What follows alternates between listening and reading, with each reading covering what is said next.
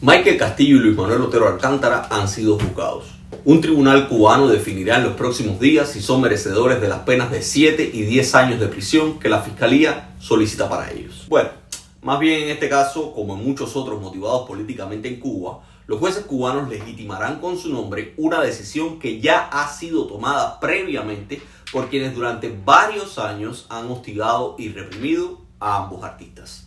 Por más que la propaganda se empeñe en demostrar el carácter delincuencial de Michael y Luis Manuel, a pocos les quedan dudas que su procesamiento no se debe a que hayan violado la ley cubana, sino a que se han atrevido a desafiar al poder. No obstante, a pesar de lo evidente, siempre es bueno recordar de qué acusa el régimen cubano a Michael y Luis Manuel Otero.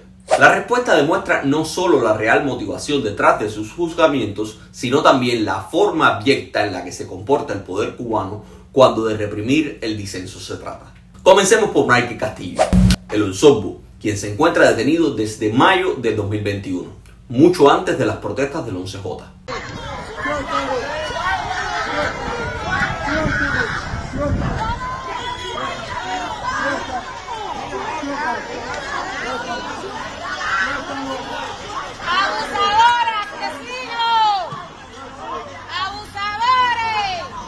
Aunque hay más cosas, el grueso de la acusación en contra de Michael se concentra en lo sucedido el 4 de abril del 2021, un día que ha legado a la historia de la sociedad civil cubana una foto legendaria y el avance de lo que se multiplicaría en las protestas del verano. Un pueblo cantando a todo pulmón patria y vida y gritando Díaz-Canel Cingao.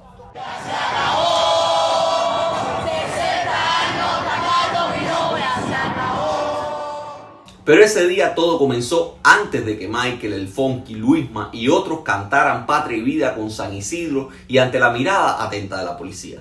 Ese día todo comenzó con el intento fallido de detención de Michael Castillo. Un intento de detención que de haberse materializado se habría sumado al más de un centenar de arrestos que sufrió el rapero en el año y medio previo al encarcelamiento definitivo. Pues sí, Michael Castillo había sido detenido sin justificación legal en más de 100 ocasiones antes de ser encarcelado definitivamente en mayo del 2021. Si eso no es acoso, yo no tengo mucha idea de qué cosa será. Pero retomando el hilo, ese intento de detención, frustrado por la propia gente de San Isidro, es el que están usando las autoridades cubanas ahora para decir que Michael Castillo atacó conjuntamente con otros 3 acusados a los policías que intentaron arrestarlo y además se resistió a ser detenido. Esas acciones, de acuerdo con el criterio de la Fiscalía, convierten al Osorbo en autor de un delito de atentado y otro de resistencia. Tanto el atentado como la resistencia han sido delitos comúnmente utilizados para enjuiciar a opositores, activistas y periodistas independientes. Sobre todo porque las pruebas fundamentales para sostener este tipo de acusaciones son las declaraciones de los funcionarios estatales, especialmente de los policías.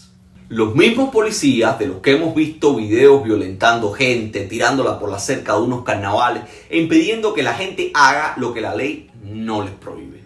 Esos mismos policías son los señalados en los escritos de acusación de la Fiscalía como los funcionarios intachables que actúan dentro de los marcos exactos de la ley y que no le hacen daño a nadie. Los jueces también consideran que las palabras de esos oficiales es divina. Por eso no les importa mucho lo que digan los acusados u otros testigos. Y el tema aquí es que ambos, jueces y policías, forman parte del mismo sistema. Juegan en el mismo equipo, un sistema que entiende a quienes desafían al poder como una amenaza que hay que combatir con todos los medios a su alcance. Y la cárcel en Cuba es uno de esos medios más comunes para combatir el disenso. Si tienen dudas de que jueces, fiscales y policías juegan en el mismo equipo, miren aquí lo que dice el máximo jefe del Tribunal Supremo Popular Cubano. Nosotros somos los tribunales, los jueces. En el caso, no somos los jueces del enemigo, ni los jueces que están para poner mal la cosa. No, nosotros somos los jueces de la revolución. Al atentado y la resistencia que hoy enfrenta Michael Castillo, se suman otros delitos como el popular desacato, y digo popular porque ha sido de los delitos más utilizados para criminalizar a quienes salieron a protestar el 11 de julio del 2021. Y ahora, por supuesto, también se lo enganchan a Michael y a Luis Manuel. Cuando se frustró la detención de Michael, este se refugió en la casa de Luis Manuel. Y allí, en la acera, todos recordaremos que cantaron Patria y Vida y corearon junto con los vecinos un tema de los baldianos que se ha convertido también en un himno de protesta contra Miguel Mario Díaz-Canel Bermúdez. Todos repetían: Decir una frase como esa en Cuba es un delito de desacato. Y por eso el poder les exige cuentas hoy a Michael y a Luis Manuel. Pero también gritar consignas contrarrevolucionarias como patria y vida es considerado un crimen por el poder cubano. Gritar patria y vida para el poder cubano no es expresarse, sino un delito de desórdenes públicos. Para variar, Michael y Luis también son considerados unos alteradores del orden. Un orden que para el poder solo cabe dentro del silencio más absoluto de la gente. La fiscalía necesita ponerle muchas cosas a Michael y a Luis. Necesita demostrar que son unos delincuentes que merecen permanecer 7 y 10 años tras la reja. Por eso, como si fuera poco, no solo los acusan de lo que pasó el 4 de abril del 2021, a Michael Castillo se le acusa también por haber hecho uso de su derecho a la libertad de expresión. La fiscalía dice que cometió un delito al realizar una transmisión a través de Facebook en septiembre del 2020.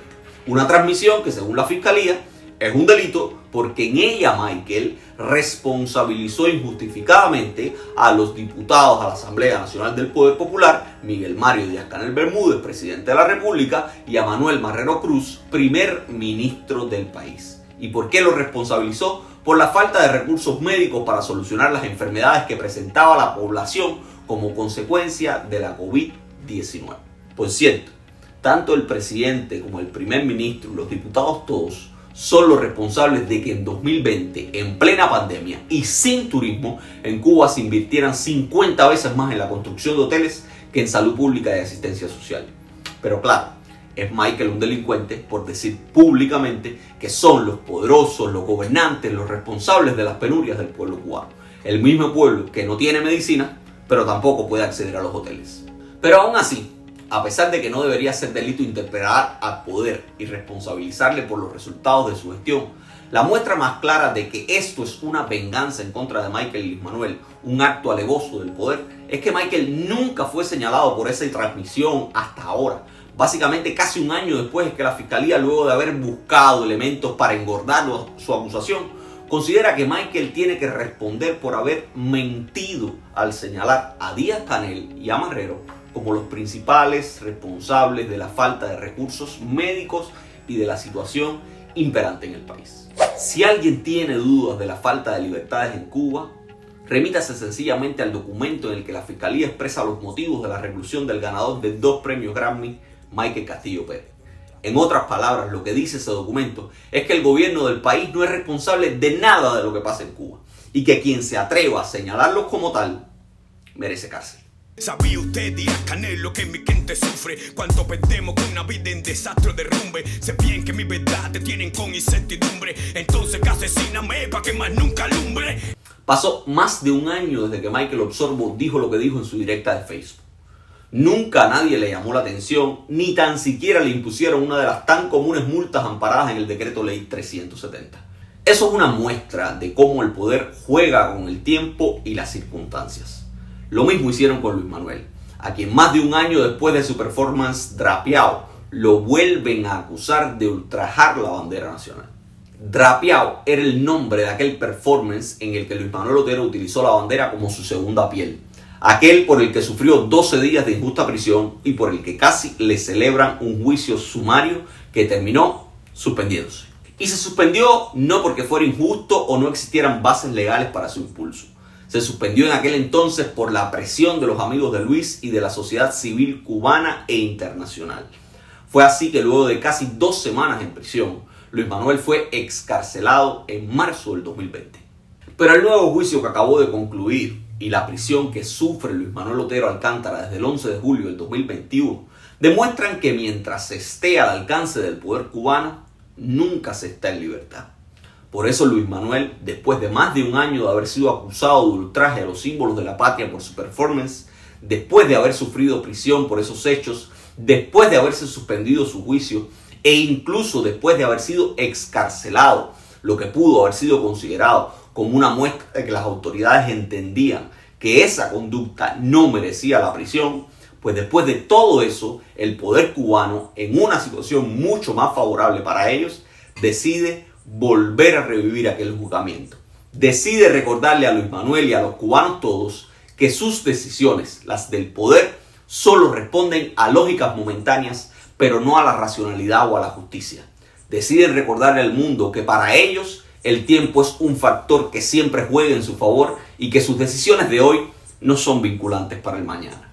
Por eso Luis Manuel enfrentó en su juicio nuevamente aquella vieja acusación que muchos consideraban olvidada. Una acusación que lo considera responsable de ultrajar la bandera cubana debido a un performance. Y el problema es que Michael y Luis Manuel son considerados delincuentes comunes por el poder, pero primero han sido considerados contrarrevolucionarios.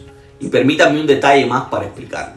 En días recientes, diplomáticos de varios países europeos pidieron asistir al juicio de Luis y Michael. Un juicio que debió haber sido público, pero que por miedo el poder decidió celebrar a puertas cerradas. Claro está, la injusticia donde mejor se hace es en las sombras. Pues bien, volviendo al tema, la solicitud de los diplomáticos de asistir al juicio fue negada. Y por esa razón, diplomáticos se presentaron en las afueras del tribunal de 10 de octubre a intentar presenciar lo que allí sucedía. Ante esta acción, la página de Facebook Las Razones de Cuba, gestionada directamente por la seguridad del Estado cubano, publicó un texto criticando a los diplomáticos. Lo interesante del escrito es que la primera alusión a los acusados, justo en el primer párrafo, dice juicio a los contrarrevolucionarios. Y solo en el segundo párrafo, los segurosos aluden a Michael y a Luis Manuel como delincuentes comunes. Y el tema es que hasta el subconsciente los traiciona.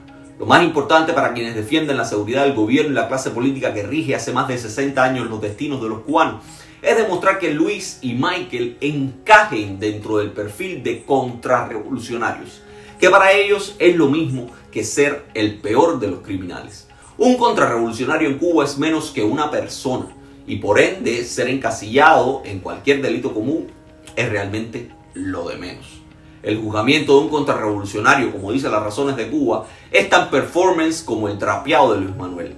Es un performance porque es un acto meramente simbólico que solo persigue legitimar la represión a quien disiente de las políticas oficiales del régimen de La Habana. Pero el juzgamiento de Michael y Luis Manuel no ha sido el único performance de justicia que ha tenido lugar en Cuba. Solo en los últimos tiempos hemos visto decenas de enjuiciamientos de manifestantes del 11J o incluso de activistas como Luis Robles o el Gato de Cuba, que lo que demuestran es que el poder cubano no admite desafíos a su hegemonía.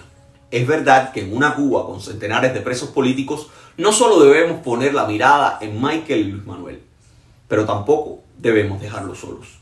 De no haber sido por las protestas del 11 de julio, sus juicios y encarcelamientos hubiesen sido mucho más visibilizados y analizados. La represión posterior a las protestas del verano del 2021 provocó también el efecto de silenciar la represión de otros opositores de larga data como Luis, como Michael, pero también como José Daniel Ferrer o Félix Navarro.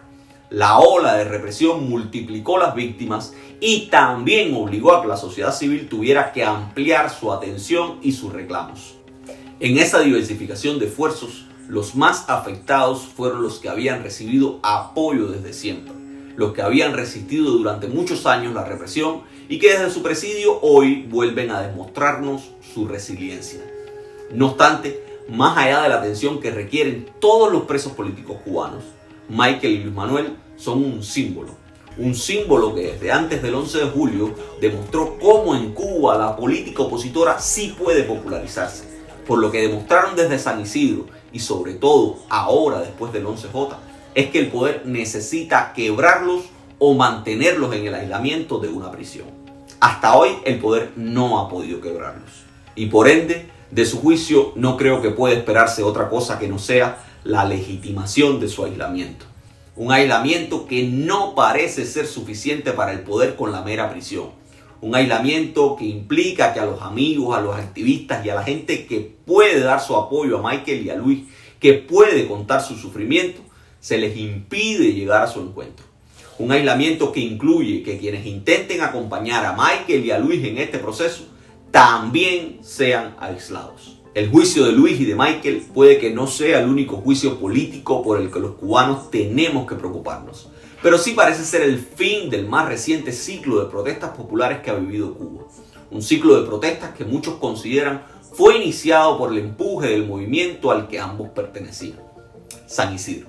Por esa razón, por respeto, por justicia, no deberíamos dejarlos solos. Nos vemos en la próxima entrega.